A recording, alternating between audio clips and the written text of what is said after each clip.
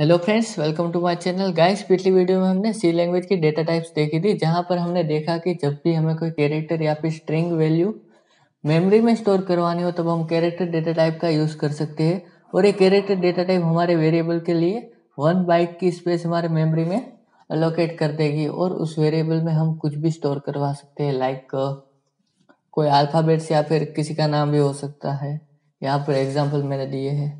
वैसे ही अगर हमें कोई इंटीजर वैल्यू मेमोरी में स्टोर करवानी हो, मतलब कि कोई भी नंबर्स जिसमें पॉइंट नहीं होना चाहिए, वैसी कोई भी वैल्यू अगर हमें मेमोरी में स्टोर करवानी हो तो हम इंटीजर डेटा टाइप का यूज़ कर सकते हैं।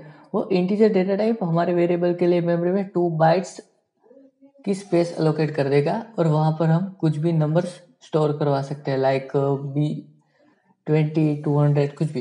वैसे ही अगर हमें डेसिमल नंबर्स अपनी मेमोरी में स्टोर करवाने हो तो हम फ्लोट या फिर डबल डेटा टाइप का यूज़ कर सकते हैं। मतलब कि कोई पॉइंट वाली वैल्यू हमें स्टोर करवानी हो मेमोरी में तो हम फ्लोट और डबल का यूज़ कर सकते हैं। यहाँ पर फ्लोट डेटा टाइप हमारे वेरिएबल के लिए 4 बाइट्स की स्पेस एलोकेट करेगा और डबल जो है वो 8 बाइट की स्पेस एलोकेट करेगा। अगर आपको पॉइंट में ज़्यादा ही एक्यूरेसी चाहिए तो आप डबल यूज़ कर सकते हैं, क्योंकि उसमें स्पेस ज़्यादा एलोकेट करता है इसीलिए। तो आप डेसिमल नंबर्स के लिए फ्लोट या फिर डबल कुछ भी यूज़ कर सकते हैं। तो गाइस, ये तो हमारी हो गई डेटा टाइप्स, बट आज के वीडियो में हम वेरिएबल के बारे में थोड़ा डिटेल में पढ़ेंगे। तो आइए जानते हैं कि भाई क्या है वेरिएबल्स। गाइस, हमने जो वैल्यू मेमोरी में स्टोर करवाई है उसका लोकेशन मतलब कि हमारा वेरिएबल। हम बेसिकली डेटा स्टोर करने के लिए वेरिएबल यूज़ करते हैं और हम उसे चेंज भी कर सकते हैं। अब वो हमारा मेमोरी लोकेशन है, इसलिए हम उसे आइडेंटिफायर भी कह सकते हैं। तो आइए देखते हैं उसका सिंटेक्स और कैसे हम उसे यूज़ कर सकते हैं, ये भी देखते हैं। तो देखिए, सबसे पहले कि आपकी डेटा टाइप जो भी आप लेना चाहो, मतलब कि इंटीजर, कैरेक्टर, फ्लोट। उसके बाद वेरिएबल का नाम और इक्वल टू लिख के आप कोई भी वैल्यू स्टोर करवा सकते हैं। तो आइए दोस्तों, एक एग्जांपल से समझते हैं। तो यहाँ पर मेरे पास इंटीजर a इक्वल टू 20 और इंटीजर b इक्वल टू 200, दो वेरिएबल है मेरे पास। तो ये रही हमारी मेमोरी, जहाँ पर ये इंटीजर a और इंटीजर b वेरिएबल स्टोर्ड है, मतलब कि हमने स्टोर करवाए है। तो यहाँ पर देखिए, जो इंटीजर होता है वो हमारी मेमोरी में 2 बाइट्स की स्पेस एलोकेट कर देगा और हमारा जो वेरिएबल है वो मेमोरी लोकेशन रहता है, मतलब कि आइडेंटिफायर उसे कह सकते हैं। अगर गाइस मैं आपको वेरिएबल के बारे में रियल लाइफ एग्जांपल दूं तो यहाँ पर देखिए, मेरे पास डिफरेंट क्वांटिटी के बोटल्स है पेप्सी की। तो यहाँ पर कैरेक्टर 1 बाइट ऑक्यूपाई करता है। तो यहाँ पर देखिए, पेप्सी का जो कैन है उसे हम वेरिएबल मानते हैं और उसके अंदर जो पेप्सी मतलब कि हमारी सॉफ्ट ड्रिंक है उसको हम हमारी वैल्यू मानते हैं, मतलब कि आर।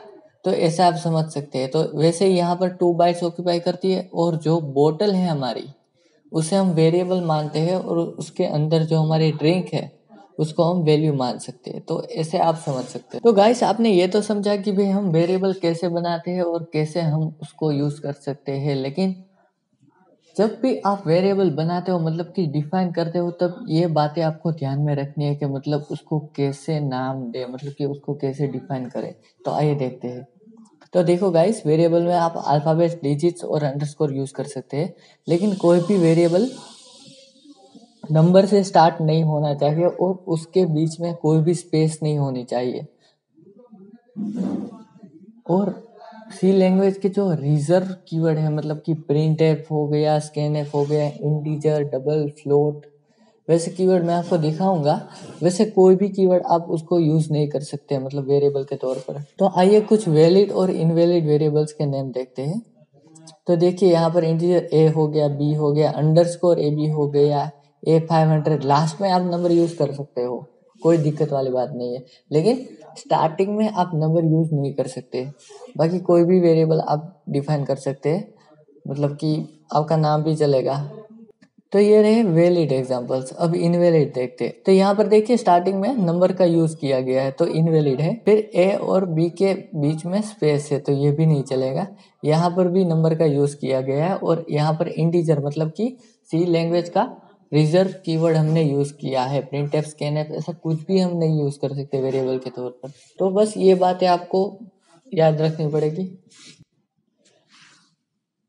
तो आइए गाइस प्रैक्टिकल से समझते हैं ये सब डेटा टाइप्स एंड वेरिएबल।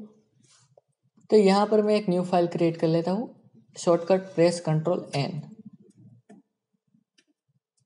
और इसको सेव एज कर लेता हूँ। मैं यहाँ पर वेरिएबल्स के नाम से सेव करता हूँ। एक्सटेंशन देना है आपको .c, ये मत भूलना। और यहाँ पर हम हमारी सी लैंग्वेज की लाइब्रेरी इंक्लूड करा लेते हैं, studio.h। बाद में हमारा मेन फंक्शन आ गया, रिटर्न 0 लिखना है आपको लास्ट में। अब यहाँ पर देखिए दोस्तों, मैं एक इंटीजर a के नाम से एक वेरिएबल ले लेता हूँ।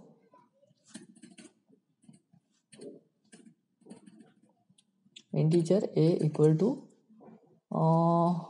1265। अब इसे प्रिंट करवा के देखते हैं। सिर्फ सिंपल प्रोग्राम करा रहा हूँ अभी, तो बाद में हम एडवांस में जाएंगे। तो वैल्यू ऑफ ए इज यहाँ पर। अब देखो गाइस, आपको कोई भी स्टेटमेंट प्रिंट करवाना हो, मतलब कि आपको the value of a is, a की वैल्यू क्या है, ये सब कोई भी जो सेंटेंस प्रिंट करवाना हो, मतलब कि आपका सेंटेंस, तो उसको आपको डबल कोट्स में लिखना है। मैंने लिखा है इस तरह। और जब भी आप वेरिएबल प्रिंट करवाते हो तो डबल कोट से बाहर आके आपको एक सेमीकोलन देना पड़ेगा, मतलब कंपाइलर को पता चलेगा कि यहाँ पर हमारा सेंटेंस खत्म होता है और यहाँ पर हम वेरिएबल की वैल्यू डिफाइन करने जा रहे हैं। तो यहाँ पर आपको लिखना पड़ेगा वेरिएबल का नेम। तो यहाँ पर मेरा वेरिएबल का नेम है सी, क्लोन करके यहाँ पर मैंने रख दिया। अब आउटपुट देखते हैं।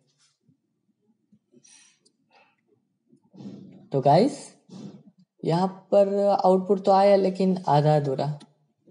तो वैल्यू ऑफ ए इज, हमारी वैल्यू नहीं आई, मतलब कि 1265 नहीं आया। क्यों? तो देखो यहाँ पर तो हमने इंटीजर ए डिफाइन कर दिया, मतलब कि हमारे पास इंटीजर नंबर है, मतलब कि 1265 एक नंबर है इंटीजर टाइप का। लेकिन जब हम वैल्यू गेट करा रहे हैं, प्रिंट करा रहे हैं, तब हम कंपाइलर को नहीं बता रहे कि हम कौन सी वैल्यू प्रिंट कराना चाहते हैं। तो उसके लिए हम फॉर्मेट स्पेसिफायर यूज करते हैं। कैसे आए देखते हैं। तो यहाँ पर %d, जब भी आप ये %d लिखोगे तब कंपाइलर को पता चलेगा कि हम लोग इंटीजर वैल्यू प्रिंट करना चाहते हैं। मतलब जब भी आप इनपुट के तौर पर आप कोई भी वैल्यू कंपाइलर को दे रहे हो या फिर आउटपुट के तौर पर कोई भी वैल्यू ले रहे हो, तब आपको फॉर्मेट स्पेसिफायर डिफाइन करना पड़ेगा, अगर आपने कोई वेरिएबल डिफाइन किया है तो। ओके, तो डिफरेंट डेटा टाइप्स के लिए डिफरेंट फॉर्मेट स्पेसिफायर रहते हैं। तो आइए एक एक करके सब हम देखते हैं।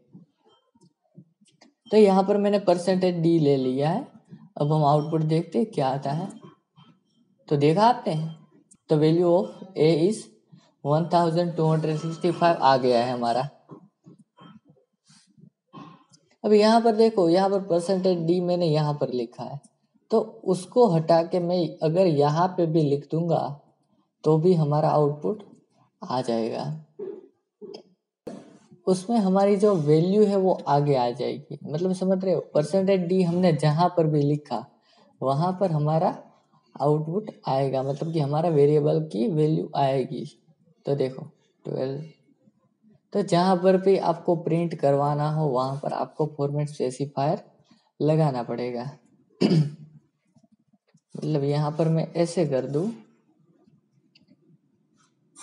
तो आउटपुट हमारा आ जाएगा the value of A equal to 1265। तो एक एक करके सब डेटा टाइप्स के बारे में हम समझते हैं। तो आइए दोस्तों एक एक डेटा टाइप प्रिंट करके देखते हैं और देखते हैं कि उसमें कौन कौन से फॉर्मेट स्पेसिफायर यूज होते हैं। तो यहाँ पर मैं कैरेक्टर कुछ वेरिएबल ले लेता हूँ।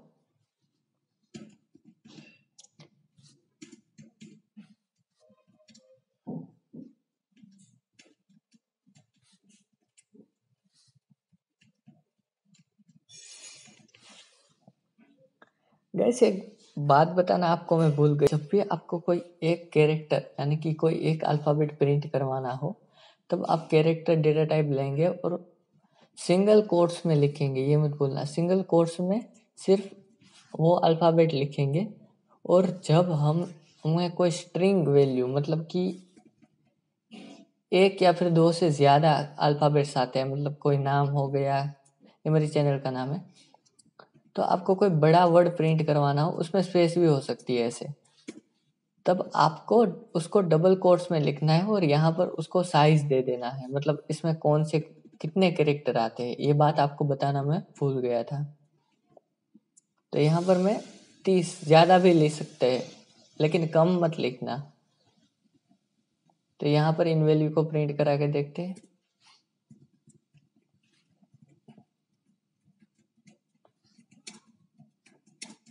तो वैल्यू ऑफ बी,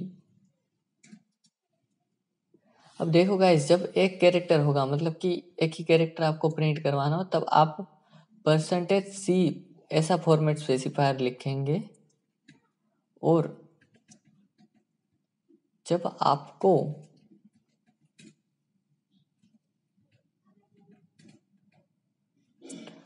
आपको स्ट्रिंग वैल्यू प्रिंट करवानी हो, यानी कि एक या फिर दो से ज़्यादा अल्फ़ाबेट्स है, मतलब कि कोई नाम हो गया, ऐसा कुछ प्रिंट करवाना हो, तब आप %S फॉर्मेट स्पेसिफायर लगाएंगे। तो यहाँ पर देखिए, देखते हैं आउटपुट। तो देखा, आउटपुट तो आ गया है, लेकिन हम नेक्स्ट लाइन कर सकते हैं। तो देखो गाइस, सी लैंग्वेज में लाइन ब्रेक करने के लिए आपको / और एन जब आप लिखेंगे यहाँ पर, तब वो लाइन ब्रेक हो जाएगी। देखा आपने?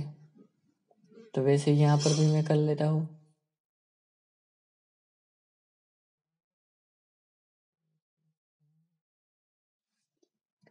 तो देखिए, ये रहा हमारा output. The value of A equal to 1265। हमने आर प्रिंट करवाया और रन कोड नाम मेरे चैनल का नाम प्रिंट करवाया। तो ऐसे आप फॉर्मेट स्पेसिफायर लगा सकते हो। जब आपको कोई एक कैरेक्टर प्रिंट करवाना हो, तब आप सिंगल कोट में उसे लिखेंगे और उसका फॉर्मेट स्पेसिफायर रहेगा %C। और जब आपको कोई स्ट्रिंग वैल्यू, यानी कि एक या फिर दो से ज़्यादा अल्फ़ाबेट्स है और उसमें स्पेस भी हो सकता है, ऐसा कुछ प्रिंट करवाना हो या फिर स्टोर करवाना हो वेरिएबल में, तो आप यहाँ पर स्क्वायर ब्रैकेट में उसकी साइज लिखेंगे, या फिर आप उससे ज़्यादा भी लिख सकते हैं जितने कैरेक्टर आते हैं, मतलब कि 1 2 3 4 5, वैसे जितने भी कैरेक्टर आते हैं उसकी साइज लिख सकते हैं। अब यहाँ पर सवाल ये आता है कि अगर मैं यहाँ पर 30 की जगह पर 3 लिखूँ, तो आउटपुट क्या आएगा? तो देखो, तीन ही अल्फ़ाबेट्स आएंगे। अगर यहाँ पर मैं ज़्यादा लिख देता हूँ, तो वो 30 कैरेक्टर तक प्रिंट करेगा, मतलब कि ये पूरा नाम आ जाएगा, बाकी के तो हम लिखे नहीं है। तो देखा, ये आ गया हमारा रन कोड नाम। तो ऐसे ही फ्लोट और डबल के लिए भी देख लेते हैं क्या सीन है। फ्लोट डी इक्वल टू 12.65,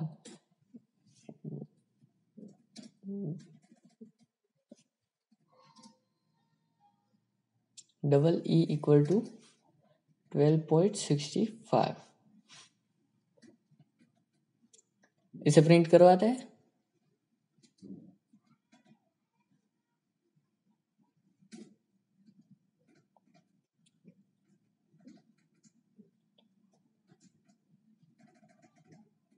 तो गाइस, यहाँ पर जब भी आप फ्लोट प्रिंट करवाते हो, तो उसका फॉर्मेट स्पेसिफायर रहेगा f, फ्लोट से %f। ओके, यहाँ पर d लिखता हूँ। पहले इसका आउटपुट देख लेते हैं। तो देखिए, ये रहा हमारा output. The value of d is 12.65। अब डबल का भी देखते हैं। उसका भी आप %f या फिर LF लिख सकते हो, मतलब कि लॉन्ग फ्लोट, क्योंकि फ्लोट की जो वो मेमोरी में 4 बाइट ऑक्यूपाई करता है, और डबल होता है वो 8 बाइट ऑक्यूपाई करता है, तो सो उसे लॉन्ग फ्लोट भी कहा जाता है। तो देखिए, ये रहा हमारा आउटपुट। तो गाइस, आपने इस वीडियो में देखा कि भाई हम कैसे डेटा टाइप्स और वेरिएबल्स को यूज़ कर सकते हैं। तो बस आज के लिए इतना ही। अगले वीडियो में हम प्रिंट एफ और स्कैन एफ कवर करने वाले हैं। तो मिलते हैं बहुत जल्द। तो वीडियो पसंद आई हो तो please like share and subscribe. Thank you.